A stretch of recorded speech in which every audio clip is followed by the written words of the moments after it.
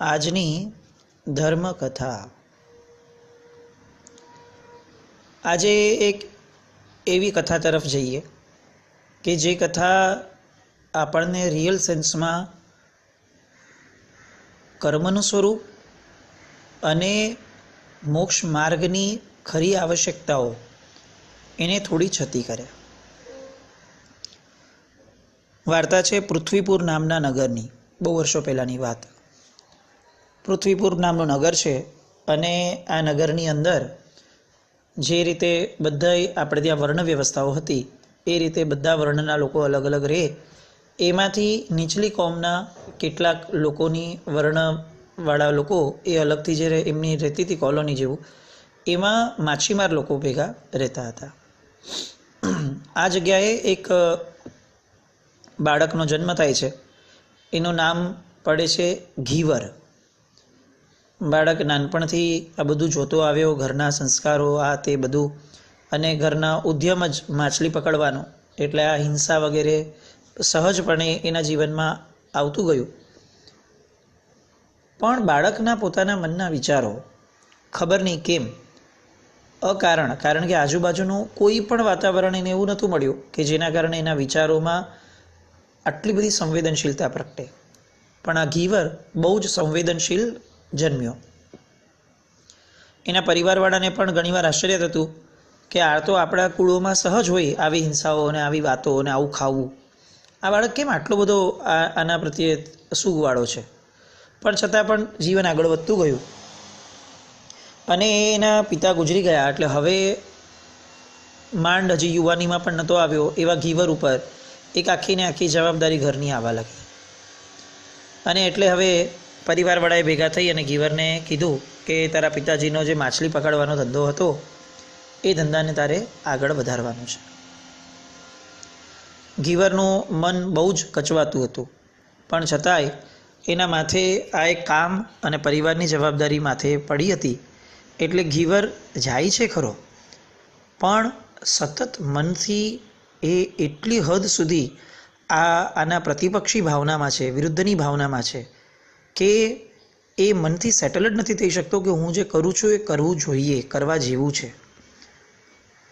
બહુ આશ્ચર્ય થાય આપણને. અને આવું કદાચ આપણા બધાનો અનુભવ છે કે ઘણા બધા લોકો આપણે એવા જોયા હશે કે જેનો પરિવાર એ ફિક્સ માન્યતાની અંદર એ જ માન્યતાની અંદર ચાલતો હશે, અને છતાં પણ એમાં જન્મેલું કોઈ એક બાળક એ કંઈક એવી રીતે આગળ વધતો હોય કે જે એના પરિવારની સંપૂર્ણ માન્યતાથી સાવ અલગ હોય, અને એ પણ કોઈ પણ જાતના નિમિત્ત પ્રેરણા વગર. આપણા પરિચિતમાં એવા કેટલાક મુસ્લિમ લોકો અથવા કેટલાક એવા બીજી કાસ્ટના લોકો પણ આપણે જોયા હોય કે જેનામાં કરુણા જોઈએ તો આપણને એવું લાગે કે યાર આ માણસ આ જગ્યાએ શું કરે છે, આને કેટલી સંવેદનશીલતા છે, કેટલી બધી દયા છે. જરાક સમજણ આપીએ તો એને કેટલો બધો વિચાર આવે છે લોકોનો, જીવોનો, બધાનો. તો જો આ કાળમાં આવા લોકો જન્મ્યા હોય તો આ તો સતયુગની વાતો છે, એમાં તો ચોક્કસપણે આવા લોકો જન્મ્યા હશે. હવે ઘીવરને એક દિવસ આવી રીતે જ બેઠો હતો. એનો શરૂઆતનો સમય છે, એટલે એને માછલા પકડ્યા પછી માછલા જે કાપવા પડે એનો અભ્યાસ નહોતો. અને એ જ રીતે આવી રીતે એક દિવસે બેઠો હતો અને બેસતા બેસતા માછલા કાપવામાં એને પોતાના જ હાથ ઉપર ચાકુ લાગી ગયું, કારણ કે અભ્યાસ નથી. અને એમ કરતાં એને લોહી નીકળવા લાગ્યું, અને આ લોહી નીકળવાના કારણે એના શરીરની વેદના વધતી ગઈ. જીવની ભવિતવ્યતા ક્યારે ક્યાંથી આગળ વધતી જાય અને કઈ દિશામાં લઈ જાય એ બહુ જ આશ્ચર્યકારી ઘટના હોય છે. પોતાના આંગળીની કપાયેલી આંગળીની વેદના એ અહીંયા ઘીવરને અત્યારે અપીલ નથી કરતી.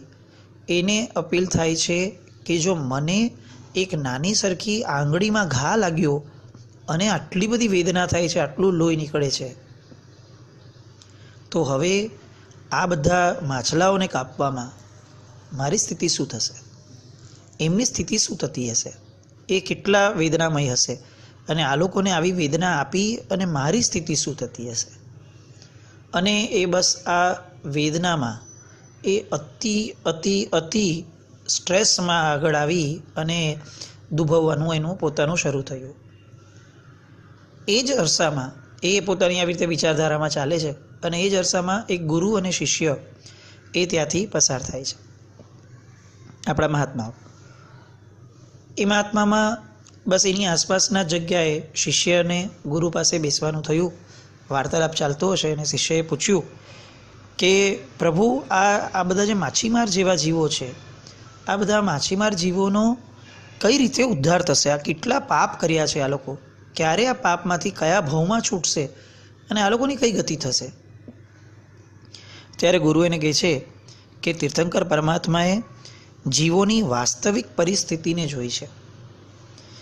એ લોકો કર્મસત્તા એ ક્યારે પણ એકાંતે કોઈ પણ વસ્તુને સમજતી નથી. અહીંયા સાપેક્ષવાદ, આપણું પ્રભુનું શાસન એ અનેકાંતવાદ એટલે કે સાપેક્ષવાદને માને છે. એટલે કોઈ પણ વસ્તુ તે અપેક્ષાએ જ મનાય, એ ખાલી એકાંતે ન મનાય કે આ આમ કરે છે તો આમ જ કરે છે, એ રીતે મનાતી નથી. અનેક ભવોમાં જીવ જે દુષ્કર્મ બાંધીને આવે છે અને એના કારણે એને જે બંધના ઉદય આવે છે, એ બંધના એ ઉદય સમયે જીવ જેટલો બચીને રહે છે એટલો એનામાં અધ્યાત્મનો બોધ પ્રગટે છે અને એના શુભ પરિણામથી એના બીજા કર્મોનો નાશ થતો જાય છે. હું બહુ સામાન્ય ભાષામાં કહું કે ક્રિયા ઉપર એટલો મોટો કર્મબંધ આધારિત નથી જેટલો ક્રિયા કરનાર વ્યક્તિની પરિસ્થિતિ અને એની મનસ્થિતિ પર આધારિત છે. આમાં હું ક્યાંય ક્રિયા ગમે તે કરીએ તો એને છૂટ મળી જાય એ વાળી વાતમાં છું જ નહીં. કારણ કે હું માનું છું કે આપણે બધા જૈન કુળમાં જન્મ્યા છીએ એટલે આપણને પાપ ક્રિયાનો ભય તો છે જ. એટલે એ દિશામાં તો આપણે એને ઈષ્ટ માનીએ એ વસ્તુની તો કોઈ શક્યતા જ નથી. એટલે હું આ એવા વ્યક્તિઓને જ આ વસ્તુની મૂકું છું વાત કે ક્રિયાની કિંમતો આપણે જેટલી બધી સમજ્યા છે એ બહુ આનંદનો વિષય ને સારો વિષય છે, પણ શું આ ક્રિયાની કિંમતો સમજ્યા પછી આપણે મનસ્થિતિ સુધારવાની દિશામાં આગળ વધ્યા છીએ? ઘીવરની ક્રિયા અત્યારે માછલા કાપવાની છે, પણ એની મનસ્થિતિ એ અત્યારે માછલી પ્રત્યે સંવેદના, કરુણા અને પોતાના પાપ પ્રત્યેનો જબરદસ્ત પશ્ચાતાપ ભાવની છે. આનું પરિણામ જોઈએ કે હજી આ ગુરુને શિષ્ય વાત કરી અને જાય છે ને એ સમયે ગુરુ ભગવંત એની જે ઉપદેશ આપવામાં છેલ્લો જે એક વાક્ય બોલ્યા કે જીવ વાહો મહાપાવો, એટલે કે જીવનો વધ કરવો એ મહાપાપ છે. અને આ વાક્ય ઘીવર સાંભળે છે. ગુરુને શિષ્ય તો ચાલ્યા ગયા, પણ હવે ઘીવર આ વાક્યથી ચકરાવે ચડે છે એનું મગજ. ઓલરેડી જે વેદનામાં છે એ વેદનામાં આ વાક્યથી ખબર નહીં કેમ એને કંઈક અલગ જ પ્રકારની સંવેદના અને સ્પાર્ક એના માઇન્ડમાં ઊભો થયો અને એના મગજ પર અતિશય જોર આવવા લાગ્યું અને એ મૂર્છિત જેવો થઈ ગયો. જેવો એ મૂર્છામાંથી બહાર આવે છે એવું તરત જ એની નજર સામે એના પૂર્વભવની વાતો સ્પષ્ટપણે એને વર્તાવા લાગી. એને જાતિ સ્મરણ જ્ઞાન થાય છે અને એમાં એ જુએ છે કે ગયા ભવમાં એ પોતે આવી રીતે એક જૈન સાધુત્વ પામેલું વ્યક્તિ આત્મા હતો, પરંતુ એ ભવની અંદર ચારિત્ર્યની વિરાધના કરી હતી. એના કારણે આ નીચ ગોત્ર કર્મનો ઉદય થયો અને એણે આવા માછીમારના કુળમાં જન્મ લેવો પડ્યો. હવે એનાથી રહેવાયું નહીં. એના અશુભ કર્મો અહીંયા ટળ્યા અને શુભ કર્મની શરૂઆત થઈ, જેના કારણે શુભ વિચારોનો અતિશય મોટો ધોધ એના હૃદયમાં પ્રગટવા લાગ્યો. હવે એનાથી આ માછીમારી નહીં, એનાથી આખો ને આખો સંસાર જ સહન થાય એમ નહોતો. પૂર્વના ચારિત્રના પરિણામ એ એટલા બધા એનામાં હવે વિરાટ સ્વરૂપે પ્રગટ થવા લાગ્યા મનમાં કે હવે એને આ સંસાર ભયંકર આકરો લાગવા લાગ્યો. એવું કહેવાય છે કે જૈન કુળમાં જન્મવા માટે, જૈન પરિવારમાં જન્મવા માટે પૂર્વ ભવોની અંદર અફાટ સાધનાઓ કરી હોય, પૂર્વ ભવોની અંદર ચારિત્ર જીવન મેળવવાની અને પાપ મુક્ત થવાની અમાપ ઝંખનાઓ કરી હોય અને એ એક ભવની અનેક ભવ સુધી આ પ્રવૃત્તિ ચાલુ હોય, આ વૃત્તિ ચાલી હોય આવી ઝંખના ચાલી હોય ત્યારે એક મનુષ્યના ભાવમાં જૈન કુળ મળે છે. ઘીવરને જે ભાવ જન્મ્યો, આપણા જન્મમાં આપણને આવો ભાવ ક્યારે જન્મ્યો છે?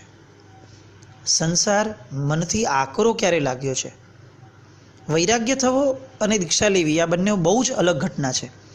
દરેક વૈરાગ્ય એ દીક્ષા માટે છે એવી વાત જ નથી, અને દીક્ષા લેવી હોય તો જ વૈરાગ્ય પામવો આવી પણ કોઈ વાત નથી. વૈરાગ્ય એ તો સામાન્યપણે સંકિતીનું પણ અથવા સંસારમાં સામાન્યપણે રહેતા જીવનું પણ એક લક્ષણ છે. ઘીવરને અહીંયા વૈરાગ્ય પ્રગટ્યો અને હવે ઘીવરને દીક્ષા લેવાની એક ઉત્કંઠા એના મનમાં જાગી. પણ અત્યારે આ બધી શક્યતા ક્યાં? એટલે હવે એ ત્યાં જ બેઠા બેઠા પોતાના પાપની અને પાપ વૃત્તિની નિંદા ગ્રહા કરવા લાગ્યો. પૂર્વભવના જે પાપો એને અત્યારે યાદ આવ્યા એ ચારિત્ર વિરાધનાના તમામ પાપોની મન ભરીને અંતઃકરણના એડ થવા પૂર્વક એ સંપૂર્ણપણે એની અંદર ઇન્વોલ્વ થઈ અને એની નિંદા કરવા લાગ્યા, એમના પશ્ચાતાપ કરવા લાગ્યા. અને હવે આમને આમ આ જ ધારામાં આગળ વધતા વધતા એમનામાં ભાવ ચારિત્ર પ્રગટ્યું. દ્રવ્ય ચારિત્ર એટલે આપણે જે વેશ ગ્રહણ કરીએ છીએ તે, આ વેશ ગ્રહણ કરવા દ્વારા હૃદયમાં જે ચારિત્ર ધર્મ પ્રગટે છે એને ભાવ ચારિત્ર કહેવાય. અને આ ભાવ ચારિત્ર હવે એનામાં પ્રગટ્યું. અને આ ભાવ ચારિત્રમાં હજી એ ધારામાં આગળ વધતા વધતા વધતા શુક્લ ધ્યાન આવ્યો. અને શુક્લ ધ્યાનમાં ત્યાં જ બેઠા બેઠા એમને કેવળ જ્ઞાન થયું. પરિસ્થિતિ શું છે? આજુબાજુ જગ્યા શું છે? માછીમારી થતી જગ્યા. મનસ્થિતિ શું છે? શુક્લ ધ્યાન અને કેવળ જ્ઞાન. આ એક બહુ સુપર સંદેશ આપણને આપે છે કે પરિસ્થિતિ અનુસાર મનસ્થિતિ હોય જ આવી જે આપણી માન્યતા છે ને એ સદંતર ખોટી છે. ગમે તે પરિસ્થિતિમાં આપણે અગર આપણા મનને વાળવા ઈચ્છીએ છીએ તો એ તાકાત ઈશ્વરે આપણને આપી છે.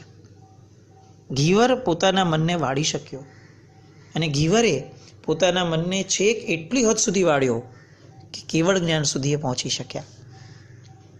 આપણે ક્યારે વાળશું? આપણે ક્યારે પરિસ્થિતિઓને દોષ આપવાનું બંધ કરશું કે મારી પરિસ્થિતિ અનુકૂળ થાય ને પછી હું ધર્મ કરીશ?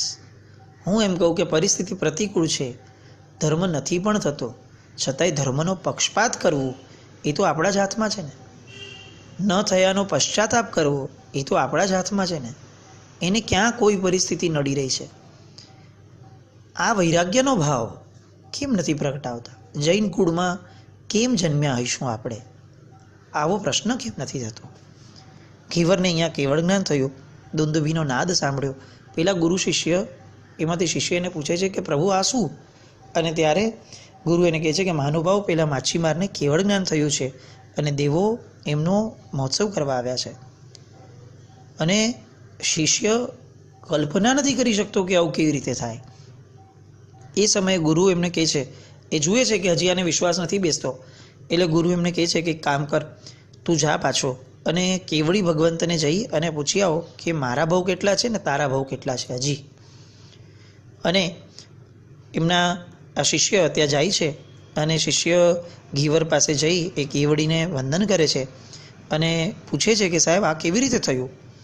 અને ત્યારે એ ઘીવરના જીવે એમને એમ કીધું કે આશ્ચર્ય શું છે ઘી, હું એ જ ઘીવર છું જે માછીમારીમાંથી હમણાં જ બહાર નીકળ્યો છે. દ્રવ્ય અને ભાવ બંને પ્રકારની હિંસામાંથી મારો આત્મા છૂટ્યો અને મને કેવળ જ્ઞાન થયું. અને આ આખી વાત સાંભળી અને શિષ્યને અતિશય બહુમાન ભાવ થાય છે કે આ શું પ્રચંડ માનસિક પુરુષાર્થ છે કે બહારની આટલી બધી નબળી પરિસ્થિતિમાં પણ આ મહાત્મા કેવળ જ્ઞાન સુધી પહોંચી શક્યા. હવે પોતાનો પ્રશ્ન પૂછે છે કે અમારા ભાવ કેટલા? અને ત્યારે એ કેવળી એ એમને કહે છે કે જુઓ તમે આ જ ભાવમાં મોક્ષે જશો. અને ગુરુ માટે પૂછ્યું ત્યારે એમને એમ કીધું કે ગુરુ ભગવંતને કહો કે તમે જે ઝાડ નીચે બેઠા છો એ ઝાડમાં જેટલા પાંદડા છે એટલા પાંદડા જેટલા ભવો એ તમારે કરવાના રહેશે.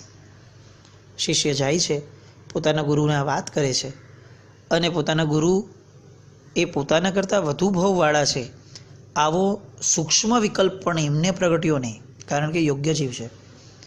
અને આટલા પાંદડા જેટલા ભવો બાકી છે એ વાતને પોઝિટિવલી લેતા ગુરુ ભગવંત પણ ત્યાં નૃત્ય કરે છે કે વાહ, છેવટે હું ગણતરીમાં તો આવ્યો ભવોની. અને આ પ્રમાણે એક આખી આ ઘટના જે છે એ ઘટના અહીંયા પૂર્ણ થાય છે. આપણને ક્યારે પ્રશ્ન થયો કે મારા હજી કેટલા ભવ બાકી હશે? હું માનું છું કે કેવળ જ્ઞાની નથી એટલે આપણને જવાબ મળશે નહીં, એ વાત સાચી છે, પણ પ્રશ્ન થયો છે. પૂજ્ય મુક્તિદર્શન સુરી મહારાજ સાહેબ લાઈફ ટાઈમ કોઈ પણ જ્યોતિષી અથવા કોઈ પણ જ્ઞાની વ્યક્તિ એમની પાસે આવે અને એમને પૂછે કે સાહેબ તમારે કંઈ જાણવું છે, કદાચ ઊંઘમાંથી પણ ઉજાગાડ્યા હોય તો પણ સાહેબનો પ્રશ્ન એક જ હોય, મારા કેટલા ભવ બાકી છે. આ જે ઉત્કંઠા છે મોક્ષની, એનો અંશ પણ આપણામાં પ્રગટશે. આપણને ક્યારે પ્રશ્ન થશે કે મારા કેટલા ભવ બાકી છે? કારણ કે જો આ પ્રશ્ન થશે તો પાપ પ્રવૃત્તિ કરતાં બીજો પ્રશ્ન ઉદ્ભવશે કે હું મારા ભવ કેમ વધારું. બસ પાપવૃત્તિ અને મનસ્થિતિ આ બંને વસ્તુઓને સત્ય યથાર્થપણે સમજીએ અને મનથી એવા કોઈ પાપમાં ન જોડાઈએ, એવી કોઈ પરિસ્થિતિની અસરને ન લઈએ કે જે આપણા ભવો વધારે. અને જેવું કોઈ જ્ઞાનીનો યોગ થાય, આપણે આ જ પ્રશ્ન પૂછીએ. અત્યારે સૌથી મહાજ્ઞાની આપણી સામે જો કોઈ છે તો એ છે અરિહંત પરમાત્માના બિંબ. પૂજા કરવા જઈએ તો એમણે ક્યારેક પૂછવાનું મન તો થાય જ કે ભગવાન હજી કેટલા ભાવ? ક્યારેક કદાચ કોઈ દેવ આપણને સપનું પણ આપી જાય જો આપણી ભાવના યોગ્ય હશે તો. ચાલો આવો ભાવ પ્રગટાવીએ અને ઘીવર માછીમારને વંદન કરી અને એ કેવડી જ્યાં પણ છે સિદ્ધશિલા પર, ત્યાં એમના એ શુભ પરમાણુઓ આંદોલનો જે અહીંયા એ પૃથ્વી પર છોડીને ગયા છે, એ આંદોલનો આપણને પણ સ્પર્શે એવા શુભ ભાવ સાથે વિરમ. પ્રણામ.